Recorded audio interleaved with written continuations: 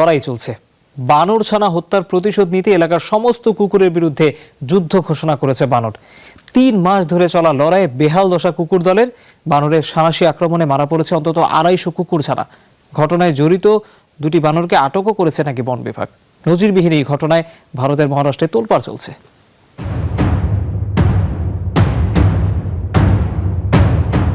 রামায়ণে রাবণের বিরুদ্ধে বানর দলের যুদ্ধের কাহিনী সবার জানা।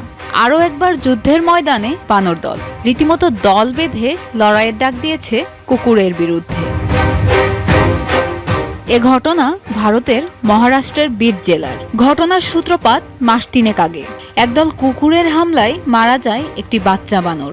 এরপর থেকে এলাকায় সব কুকুরের বিরুদ্ধে অঘোষিত যুদ্ধ ঘোষণা করে বানর দল। আক্রমণ চালাতে থাকে কুকুর ছানাদের ওপর। এভাবে এলাকার প্রায় ২৫০ কুকুর মেরে ফেলেছে বানরগুলো। দেখা মাত্রই এখনো চলছে সংঘবদ্ধ হামলা।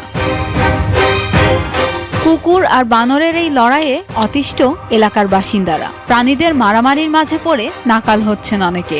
হামলার শিকার হয়েছে ছোট শিশুরাও। ভয়ে ঘরের বাইরে বের হওয়া বন্ধের উপক্রম এলাকাবাসীর। অবস্থা বেগতিক দেখে প্রতিকার চেয়ে সম্প্রতি বন বিভাগে আবেদন করেন স্থানীয়রা।